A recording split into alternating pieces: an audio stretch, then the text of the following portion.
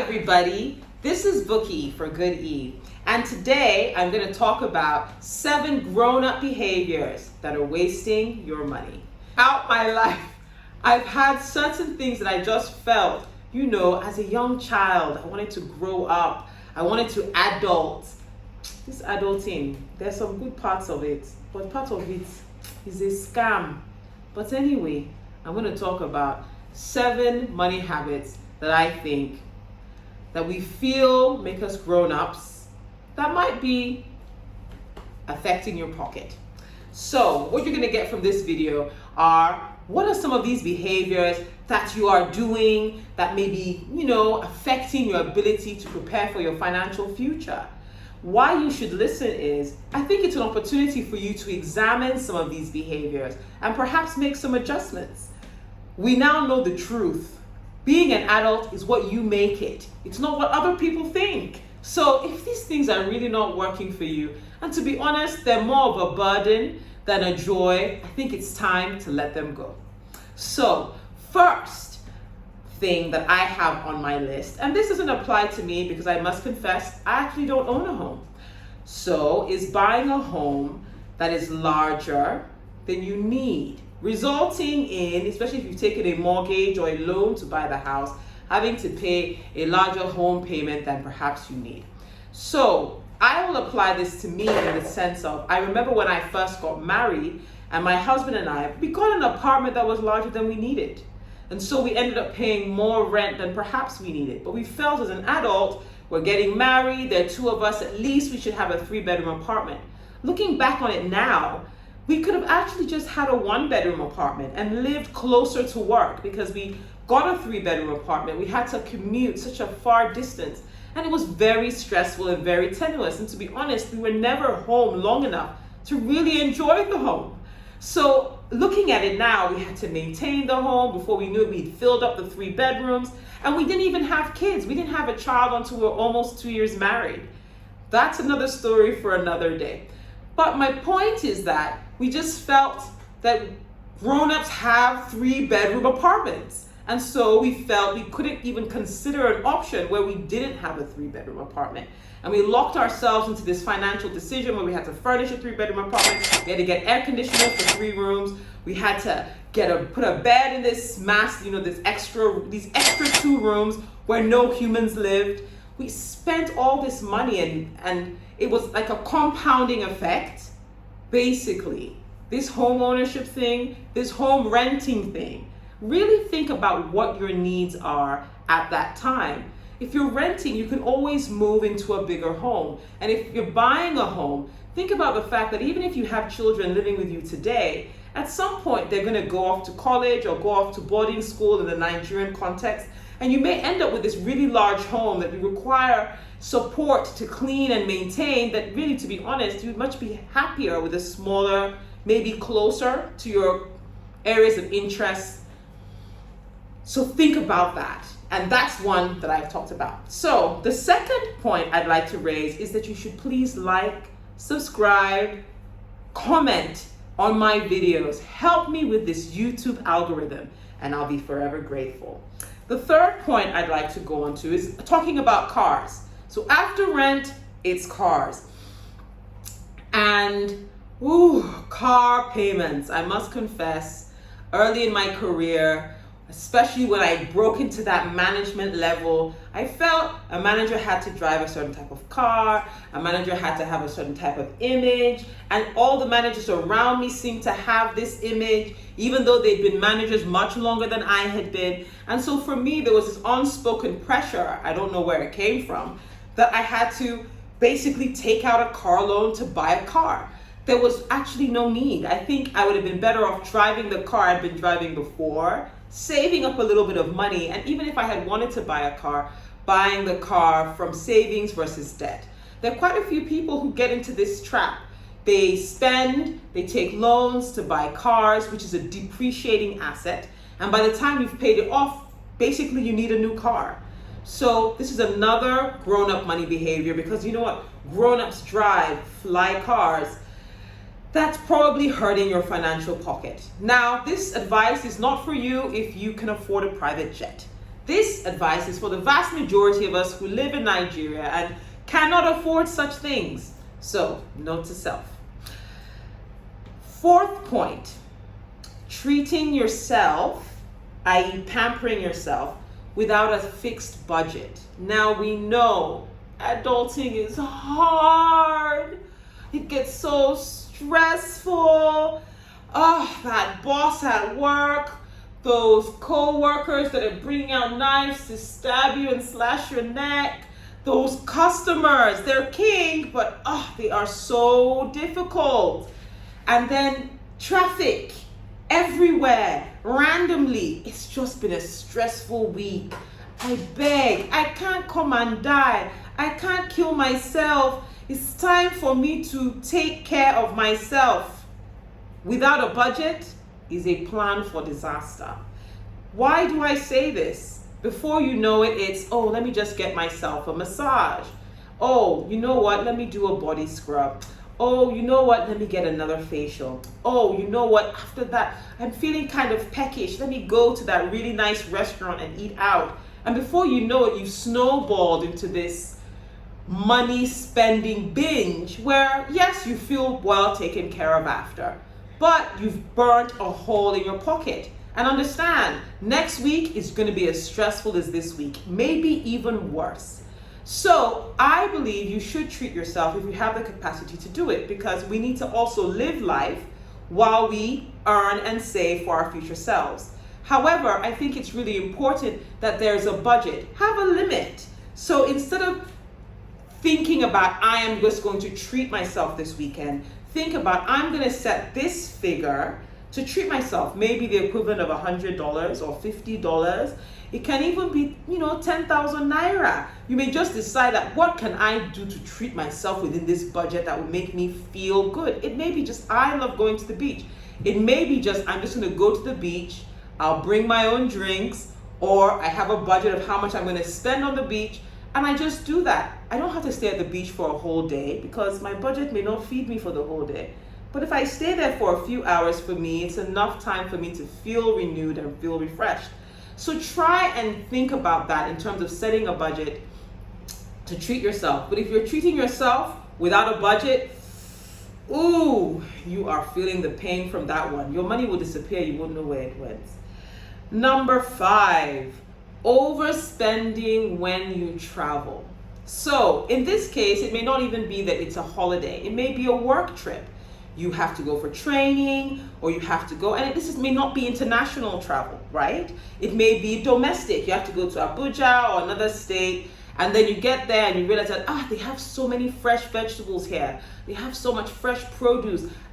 It's a good opportunity to buy some of these items and bring them back and give to people. And so before you realize it, you have spent more than your travel allowance or your per diem from your office. You're looking for how to charter a vehicle to send some things back to Lagos. Before you know it, you have decided to be Santa Claus to the entire population in your office. While it's good and you're a lovely person, understand that none of these people will be around for that your future self when they need help. One of the things I find to be very tragic is when we see performers and artists who we've loved, well loved, die in penury from illnesses that if they had had the right kind of care or insurance or even income put away for the future, they would have been able to get medical interventions in a timely manner. And even if there was no cure for their illness, they would have been able to die in relative comfort and dignity. Understand, it's good to buy yam for your colleagues, but I can be very clear to you that should you need help when you are 70, if your colleagues of that time that you used to buy yam are still alive, how many of them will still be talking to you? So my advice to you, when you're traveling, have a strict budget. Thoughts and wishes are good. Anyone who cannot accept your thoughts, your wishes, and your prayers and is offended, but also does not send yams and sweet potatoes and live chickens and beautiful snails and all those things, they don't send it to you. I recommend give them the energy they've been giving you. Thank you. The next point, eating out every day at lunch. Guilty as charged. Look, when I first started working, it was like the benchmark of being an adult. I can call a restaurant, I can order what I want from the menu, and I don't have to share, or I can share if I want to. And I can't lie, when I started my career, we ate out every day.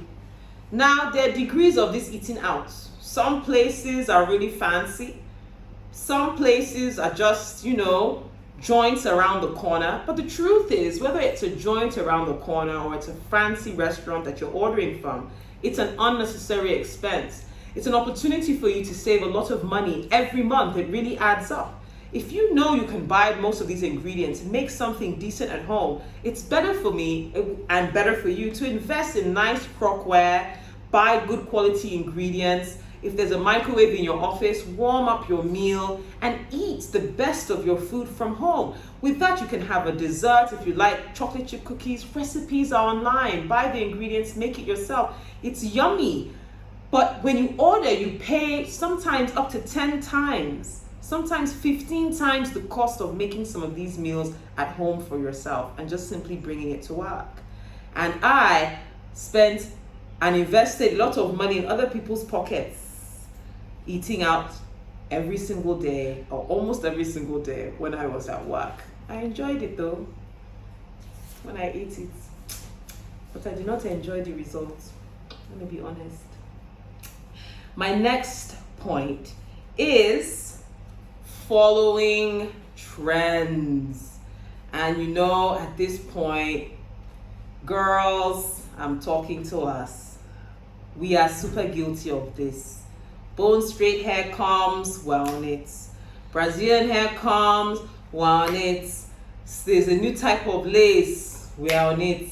There's a new type of shoe, it's us. Red bottoms came on the scene.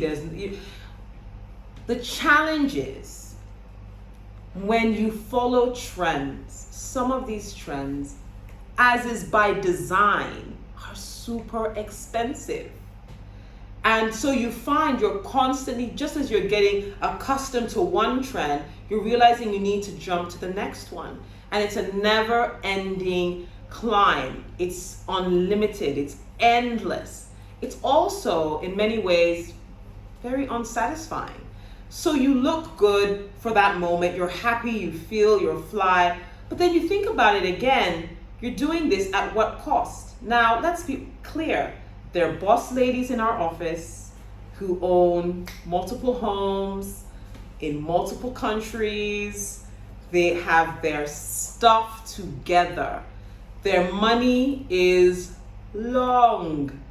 But if you know that your own is short and you're following them, well, me, I did this.